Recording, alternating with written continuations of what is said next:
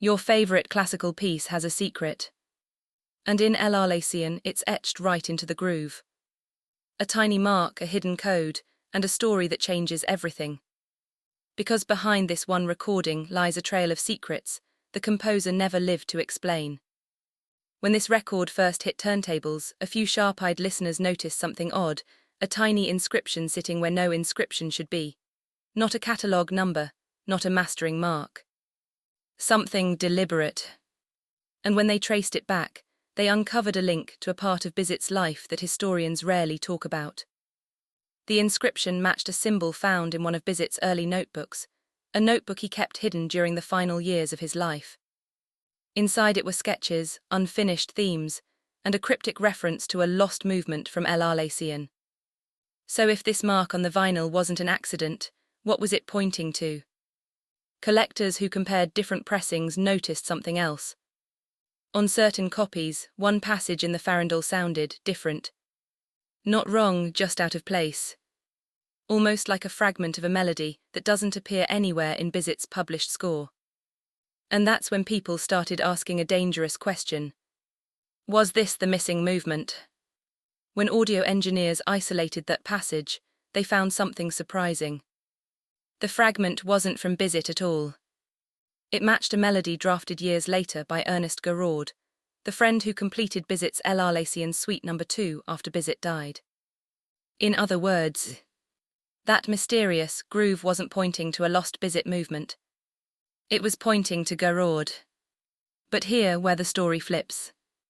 Because when researchers dug deeper into Gouraud's manuscripts, they found notes in the margins, tiny, rushed scribbles, hinting that he wasn't composing from scratch. He claimed he was finishing ideas Bizet had left behind. And one of those unfinished sketches matches the strange fragment on the vinyl exactly. So the question wasn't just why Gouraud put it there. It was, did Bizet actually write more of El Arlesian than we ever knew? The deeper they looked, the stranger it got.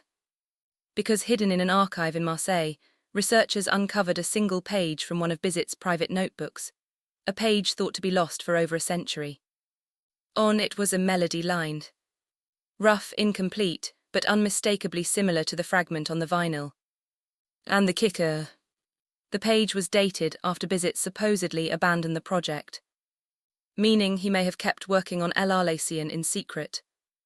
And this is where the mystery stops being about markings and manuscripts, and becomes about a man quietly falling apart.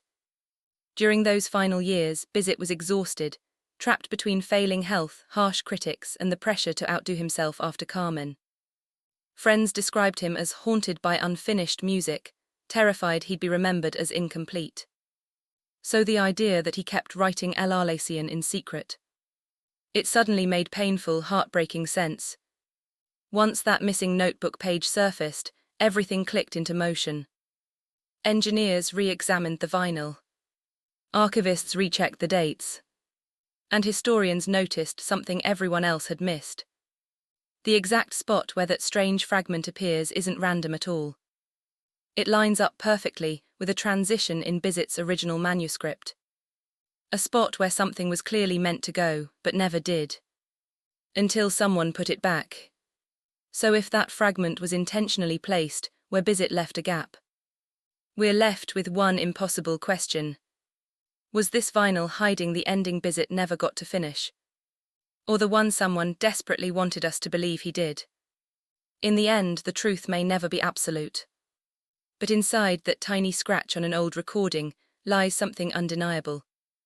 A trace of two composers, two lives, and one masterpiece that refused to stay silent.